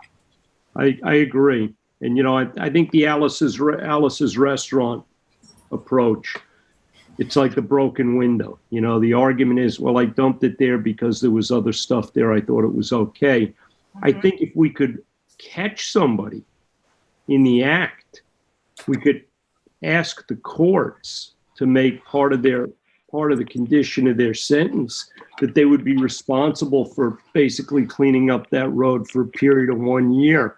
And I think we could probably get really good compliance here because it would really be an incentive on whoever got caught to catch somebody else. Maybe we could put some critter. Game of tag. In other words, a game of tag? More or less, yes. Okay. Maybe we can invest in some critter cams and put them along the road. Got them. See what we catch. Hey, Susan, would you give some thoughts to like a sign layout that might be, attractive and helpful? A sign layout? Well, I can, yes, something that's nice, respectful, and to the point. Yes, please. I will work on that. Thank you. You're welcome. Thank you for asking. All right. So, Francis, you had wanted to say something about this, and we just kept. Well, Rick brought it up. I know I sent out an email about my concerns that some of this is on private property, and we really should not be organizing cleanup on those sites. The main one that I'm looking at a map now, and I think the main one is where that fire pit is. That's clearly quite a bit off the road. I mean, I have no problem with us notifying the owner of the property that it's being used that way. Francis, Chris, how do you feel about liabilities of cleanups? Well, maybe we could cooperate with the owner, Francis, to your point, and maybe we could ask the office to send a letter out and ask them if they would work with us on a cleanup in the area. That's perfect. Okay, so I'd pursue that if Arlene could help me and get it going, and then see what they say. Yeah, I took a look at the aerials in the office as well, and it looks to me like if that map is accurate as to the width of road, and that's what we own, that road width is only about 35 feet wide. So most of that dumping, you're right, is off our road. I know there's some stuff right on the edge. That shouldn't be an issue for us, but anything that goes deeper into the woods, I think we should have a little concern about. Yeah. Hey, John. Yeah. Most of the roads, and I don't know if this is correct in this instance or not, were laid out, and Bill, correct me if I'm mistaking this, but 3 rod wide, which is I think equivalent to 54 feet or so. And that was, I think, the original, road layout orders. So I don't know if it's worth checking on that further. It's not really a big deal. I think we need the cooperation of the neighbors anyway, but just for the record, that's what they are typically laid out at. Yeah. Okay. Well, I just did a simple measurement on the map. So. I think Rick's correct. Most of the trustee roads were laid out at 3 rod. So, anything else on this? No, thanks to John and Susan for going out and bringing some more input on this issue because it's a tricky one. So thank you. Okay. I just want to make a comment. If anybody is going to go out there, absolutely you have to have a truck. I tried to do this in my own vehicle, a normal car, forget it. You have to go in a truck. Let's move on to administrative. Payment of the bills. East Hampton Marina, $482.01. Montauk Printing, $85 for largest Clam posters. And Optimum, $136.83. Do I have a motion to pay the bills? I'll make a motion. I'll second it. All in favor? Aye. Aye. Aye. All right. I don't think we have any minutes available for this month. Financial report for the month ended September 30th. Anybody have a chance to look at that? No. So we'll table that. And renewal of another certificate of deposit ending in the number 0232. Do you have a motion to roll that over? I'll make a motion. I'll second it. Favor? Okay. Aye. Aye. Okay. And under report of the clerk, Jim and I have been talking to the town about the host community agreement, and Jim asked if we could have a little bit of a discussion about it tonight. You want to start with it, or? Sure. I'm not sure if the rest of the board is really, knows about where we are with the host community agreement. The town issued a press release a couple of weeks ago related to the fact that we have basically concluded the settlement phase of the Article 7 process. Our conditions for the project have basically been settled at this point. And what we do have to do is start thinking about voting on it. But prior to voting on it, we have the sticky subject to distribution of proceeds and what our share of this agreement is will be available to us. So, that said, we really need to, I think, for some of our members, hear their thoughts. Francis and I had a meeting with the supervisor the other day, and I don't know whether I'd describe it as productive or not. The conversation certainly was lively. Hey, Jim, do we need to go into executive session to discuss this, or is this something that we want to discuss? No, I don't think I honestly don't think we do, because at this point, the settlement phase is concluded. We've done the joint agreement with the developer and the town. I think it's time that we do start talking about this in public and have the public. So did the town sign off on the joint agreement? The town sent a letter of support. They did not sign off on the joint proposal, which really didn't make a lot of sense, because what that joint proposal represents, it represents the fact that we have come to agreement on the items that we discussed. It does not mean that there's not going to be some issues that could come out in litigation that we find that we have issues with. It doesn't prevent us from basically taking It doesn't. The course of action. It does, yes. It does not stop us from litigating or doing any such things. What it does do, as one of the agreements, was that the developer basically has committed themselves to defending us in the event of litigation against us by any other parties. So, and we still have to vote on the lease as well, so we still have other things to accomplish here. But I don't. And Rick, I just want to let you know that I did speak with our counsel, and they don't believe that we need to be in executive session for this conversation. The host community agreement has been released to the public, and Great. We're two elected bodies. We can go ahead and talk. Great. Thank you, Francis. My question is, how freely do you want to discuss this? I mean, you know, without poisoning the well, if you will. I mean, you guys had discussions with members of the town board. I'm familiar with some of what you talked about. I mean, do you want to start that way with what?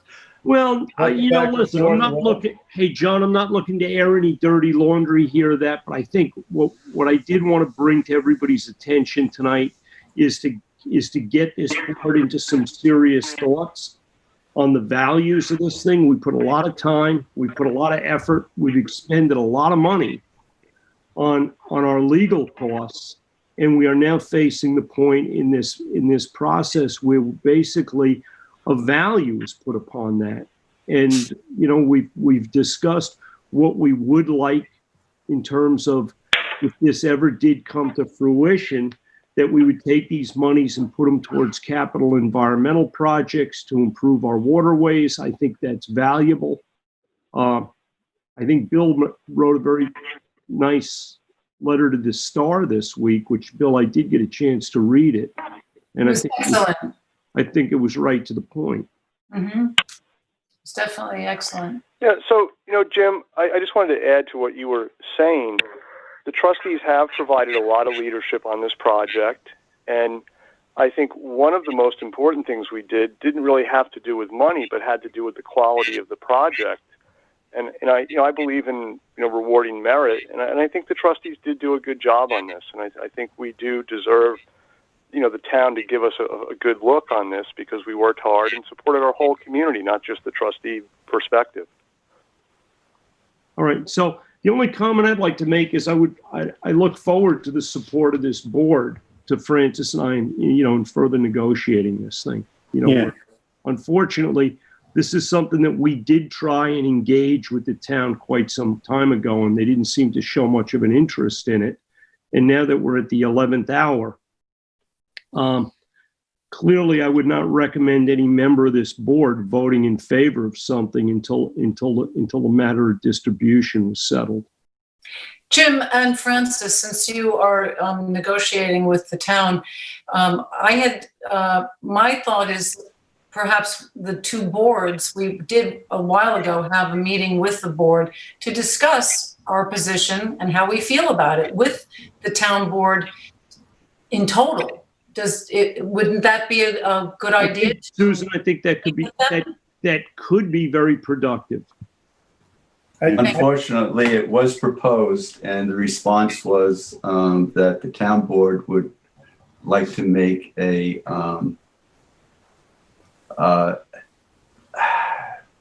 hold on one second. Just give me a second. I mean, I just feel that having a conversation, one-to-one, two boards, we are two governments working together on projects that are meaningful and good for our community, as Francis, you suggested, sharing a portion of that in the collaborative effort. And I think it's good for both town board and the trustees to show a united front in working together on environmental projects, as you have described, Jim. Okay, so that was a great idea, Francis. So when I asked that the two boards meet, the response was that the town board would like to make an informed decision and would like the last 5 years of our financial statements for review. Why? Not really, it's how not is that really relevant? germane to the conversation, really. How is that relevant to ask for our financial statements? Well, aren't they public anyway? Yes. So that doesn't sound like a reasonable request, and it doesn't have any relevance to our discussing the. They want to make sure that we're not out there throwing the money away, I guess, and want to be sure that we won't squander it. Well, you know, I think I thought we talked about capital improvement projects being just like a collaborative effort, and yes, brought a lot of ideas forward. So I'm struggling with that a little bit, but you know, the information. Well, I would just like to say that since they don't want to meet with full boards so that we can have that discussion, that you can use this as a forum to get your own personal message out on how you feel about it. Now, again, we don't need to air dirty laundry, but I did a poll of everybody. Everybody had a different idea of what they thought the values were. But, well, I'm going to say as a new. You can explain why you feel your value is correct, but it's up to the board if you want to do this. I expressed, I'd like to say that when before I became a trustee, I attended all the meetings that the trustees had at Scoville Hall. I wanted to educate myself and make sure that I understood as best I could what the project was, how it was going to be performed, what it meant to our community. And I think the trustees led the way on that in terms of having those meetings for the public. I'm sure that there was expenditure there in renting out Scoville Hall. We retained the expert advice of a terrific attorney from a firm who only works on environmental matters and renewable energy. I think we've really done our homework on this, and we've been a leading force. And I think that we are very relevant to this project in many ways. And we should be compensated in a way that reflects that. You know, Susan, I'm not going to frame our arguments for the monies around all of the work that we've done. I'm going to frame it. That is certainly a significant issue here. But the hard facts are, you know, the town was very busy negotiating the 4.5 miles of road that this project runs through in the town of East Hampton. Between John, between myself, between Francis and Rick, we negotiated the 26 miles of the cable burial. We helped negotiate the placement of these turbines. Granted, it was noted in some of our conversations that was stuff that was outside of our jurisdiction. Not really. It may have been outside our technical jurisdiction. It certainly wasn't outside of our sphere of interest. John spent enormous times on getting a fish study there. And, you know, at the end of the day, it's not like this board has interest in taking a junket to Las Vegas. The goals here were very straightforward. We've discussed the improvements to Napeague Harbor. We've discussed improvements to Lake Montauk. I know it's not a trustee body of water, but our goals are not dissimilar from the towns. We do align, and perhaps it would be hoped that we could work together on multiple projects.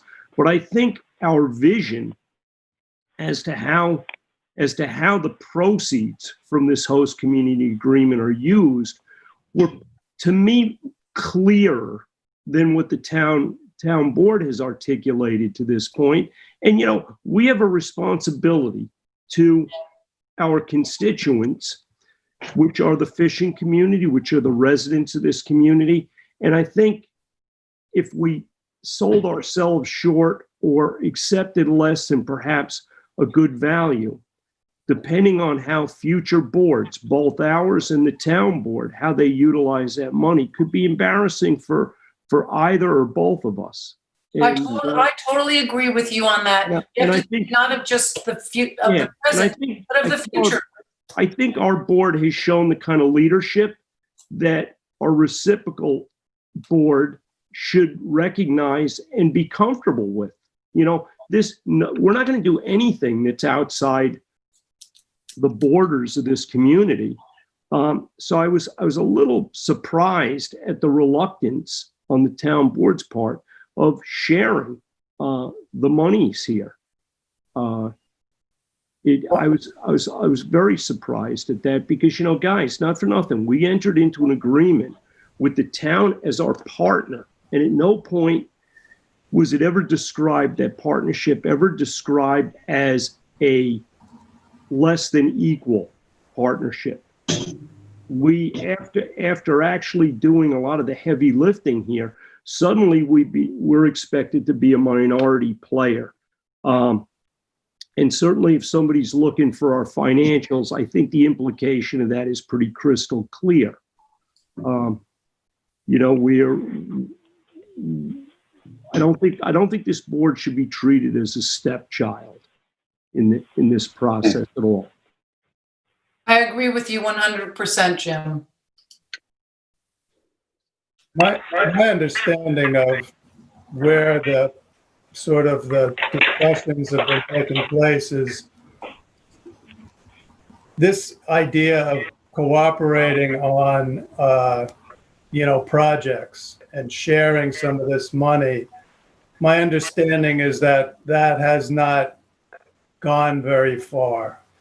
So the question is, if that's not going to be part of how we move forward, then we probably would hold out for more of the share. However, if it would go forward, we could work with the town board. Well, and you know what? We had a discussion. Common project plan? Yeah, but you know, this is the thing is we've articulated projects of interest that we've had. We haven't heard that from the other side, and they may very well have a very, you know, clear view as to what should happen with those monies. Unfortunately, we haven't heard any of that. And I think getting back to Susan's statement earlier of an opportunity to sit down, to have a real earnest discussion on this could be very beneficial. But we won't know unless something like that is set up and we have it. Meanwhile, what we do have is we've got a press release, which we're involved in, and I was part of that. But guys, everything is tentative at the moment because no party has signed a document here, or even has really done anything that could be construed as an implied contract. You know, actually, Jim, we have signed the joint proposal. We've just signed the joint proposal, but you know what? It's going to take all three parties in this thing to float this boat.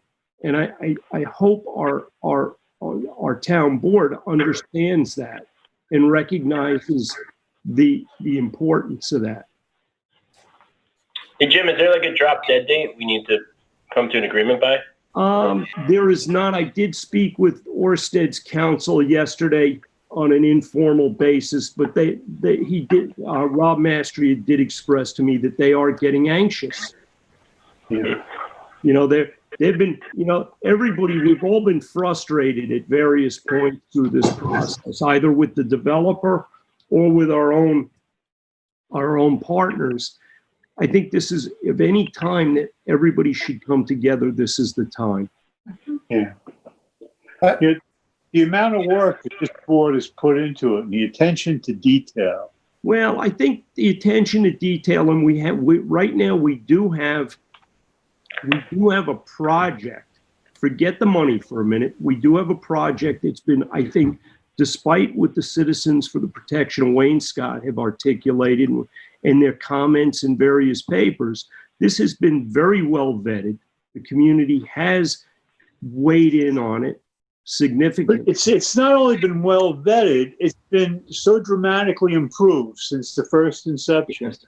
The attention to detail, and we also have an ability to make sure that the project gets done the way we wanted it done. And, the work this board has done from the beginning has been, it's been great. It's changed radically since this began. And I think that you all did a wonderful job in negotiating this to get it to be a responsible project.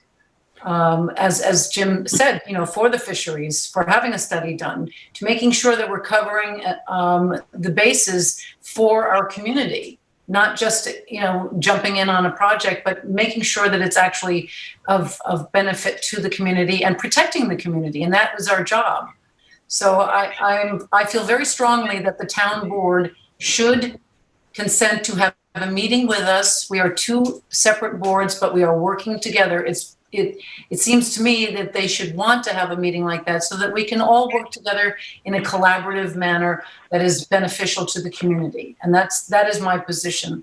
And I'd like to hear what other town board members say about this, and not just have it singled to one particular board member. I don't know, the details of who's talking to whom, but I'd like to hear other board members from the town describe why they feel we should not receive the same due respect and compensation for the efforts. And I like the idea, I go back to this, I like the idea that we would work on projects together. Well, that was a proposal that we had made back, I think it might have been December, January last year, was rather than either of our boards take these monies, that we would put it into a singular fund and vet projects much like the CPF and water quality does. And it became clear that feeling wasn't shared. Okay. And you know what? I can understand that.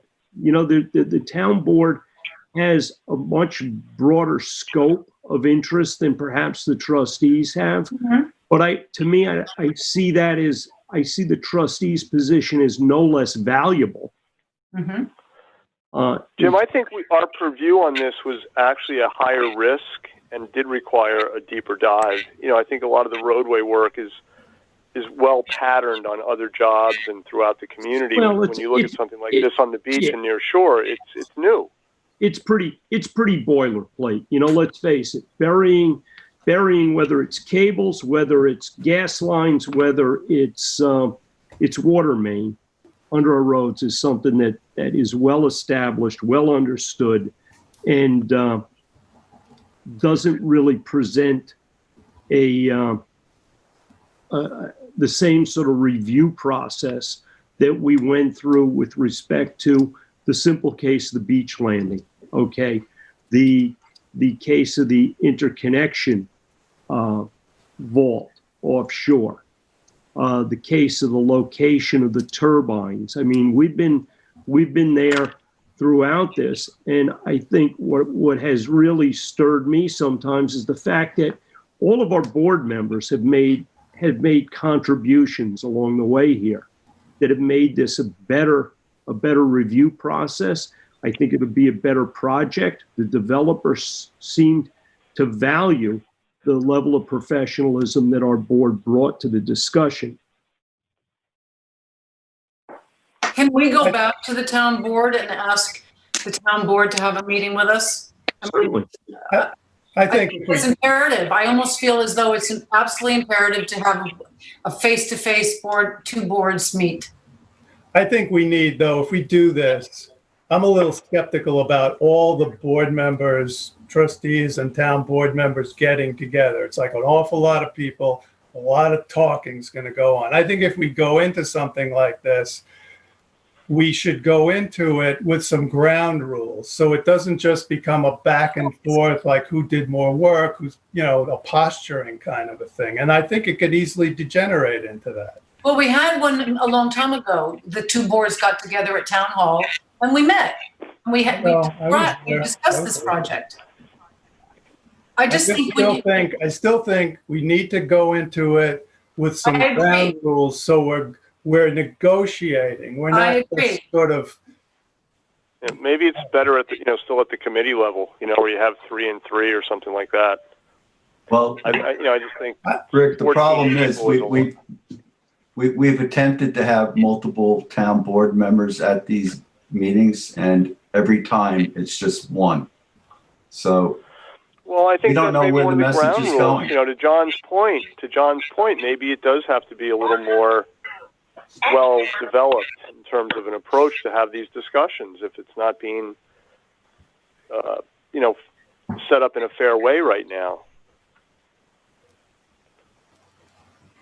I think it goes without saying that we would have an organized meeting, and I agree with John. Does our attorney need to reach out to the town attorney and say, look, guys, we want to have a real dialogue. Can we set a format for these discussions? Well, is that a fair way to do this at this point? Rick, it's a very fair way to do this. Keep in mind that certainly does come at an expense. I think to this point, there's been real value to our council. I hope. Right. Well, I don't know if it's maybe Chris reaching out to one of the attorneys, the town attorneys. So we just take it down a level and use, establish resources and set some basic ground rules and have a discussion. I think to that point, it's worth this board as a board reaching out to the town board as a board to set some ground rules, to establish negotiating.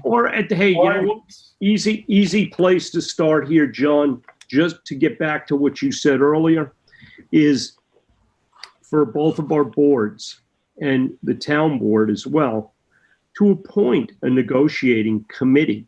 Okay, so it isn't 13 or 15 bodies in a room trying to argue a point, that we sit down with competent, trusted members of each board to come to some basic understandings before we meet as a whole. I don't know. I think that's not a bad idea, but I think it also there needs to be a structure by which, if the two representatives of the two boards meet, then they have to come, then come back so you come back to our board so we can bat it around before you go back. I know, something like that, kind of like what we're doing now, but John, we can really talk about the issues. I feel, we're a little stifled in talking about the nitty gritty in a public meeting like this. Well, I agree with you, but there had to be a point where the 800-pound gorilla in the room has to be identified. And what does trouble me here is there's been these enormous time lapses between one communication and the next communication. And from my own business experience, that typically does not produce a good result, because there's so much that gets lost from one meeting to the next meeting. You're constantly having to do a restart or a catch up to where did we leave this. And I think things move ahead. Yeah, I think what will be very important right now is having a timeline, if nothing else, that we can adhere to, so we can kick this thing forward. We're going to find ourselves in the not so distant future, okay, where the litigation process will be concluded, and sooner probably than later, the attention is going to be turned back to both our boards and say, well, okay, now exactly what are you doing here? It's a fair question. Well, it seems to me, you guys, that step one is certainly seeing if we can get a meeting together, whether it's the negotiating committees, the committees that have been involved from the beginning. Let's see if we can get a meeting, and if not, or if we do have a meeting with no progress, an idea from the legal realm is some sort of voluntary mediation style, where maybe there's an independent person that can come in and help us with this negotiation and sort of a mediation or arbitration style if we're unable to make any progress with any live meeting. So that's just an idea that I'm thinking of. That's what, from a legal perspective, that's the route it would go. Well, the last time we were asked our opinion about things was for the oyster farming. And perhaps that might be a vehicle wherein each one of us comes up with some thoughts about how we feel, and then we submit them to you, Chris. And then the committee that originally started negotiating would take those points that they felt were relevant and important to the board members who would then, but it can't be just one board member against, with our committee members. That's unfair. It's not, it doesn't function very well because, as Francis mentioned, you really are unsure how read in the other parties are. Mm-hmm. I think you have to have full disclosure and transparency. Well, maybe that's the first question to ask. Is the town board willing to commit more than one member to this process? Well, they have the issue of any more than two is a quorum. So I don't know if there's a way around that or if they can only produce two people. So two. Two is much better than one. Yeah. It was good. So should we ask Chris to reach out to the town attorney to see if we can put a meeting together and hold off on these financial statements for a bit? Well, Francis, the financial statement to me is actually, it doesn't make a lot of sense because it's a public document. I know, and then their auditors look at them every year. Yeah, they get the public documents already. Sounds like more of a posturing tactic. Of course it is. It sounds like something Tony Soprano would say. I'm offended by that question asked of the trustees. It certainly does put you off a bit. Yeah. Because Francis, I'm happy to go to John Jelnicki and have the conversation, but I personally feel that you guys already have these relationships with Peter and with the other board members. It almost seems a little ticky-tacky already to say, let's have the attorney go have the conversation. I'd like to. So it could be viewed as hostile. Reach out and try to get a meeting. It can be put in a request to all the board members and see what they come back with. Didn't you already do that, Francis? Kind of. What? You just asked our opinions on these matters last week. Or earlier this week. I'm talking about town board. If we send in a letter to each individual town board member requesting a meeting of a committee of sorts. I don't know. Suggestions. How do we do this? I think you're on the right track. I think we got their response. I think we have to try to move this forward. Yeah, Francis, I believe we do need to continue to try and reach out and be positive and try to work together. I think, you've had a steady hand on the tiller through most of this. I think we just keep, moving forward respectfully and keep reaching out. I think that's the best play. Yeah, So we'll make a second request for a meeting. Yeah, I think if you or you and Jim and Rick, penned a letter from the board, essentially requesting representation from the town board. Mm-hmm. Two members, and if their attorney wants to attend and we need Chris to attend, I think that's fair. I agree. Okay. We'll get that out on Monday. And if we need to do two members, because they have two members, and I'm fine to, stand back and be an alternate. We don't make any progress, I can reach out to John, and Dan can reach out to their respective counsel as well. Yeah. Want to save that, Chris, for one more at bat before we do that? Yeah, I think that's the right play. Okay. All right. So we just tipped our hands with our whole strategy. Well, hey, listen, guys, it's let's face it, everybody's cards are going to be on the table here. There's nothing. The value of the project, the value of the HCA is out there. The public knows what it is. We know what it is. The town and their board members, I'm sure at this point, know what it is. It really comes down to how we are willing to share that. One, sharing it on a percentage basis is one thing. Sharing it if we're going to work together, as Francis actually attempted to do. And get some commitment in that respect. I would very much welcome hearing from, other than the supervisor, how the individual town board members feel about this. I think it's imperative. Okay. And I like the idea, Francis, I think you said projects in Montauk. I mean, we don't own anything there, but I think it would be nice for us as trustees to continue to help our communities, our hamlets, and work together with the town board on projects that the trustees would have a hand in and would want to participate in. So I think we really need to open the door to the board and see the members, how they feel about meeting, because I don't know that they even know if we only have one person who's talking with you. I'm where you are. All right. So I don't know. Are we kind of done? I think so. We beat it up pretty well. All right. I'd like to make a motion to close the meeting. And Francis, thank you. Second that. I just wanted to All in state for the favor? record that we do not have anybody on the lines. Oh, thank you, Matt. Great. Thanks. And Matt. Arlene, thank you very much.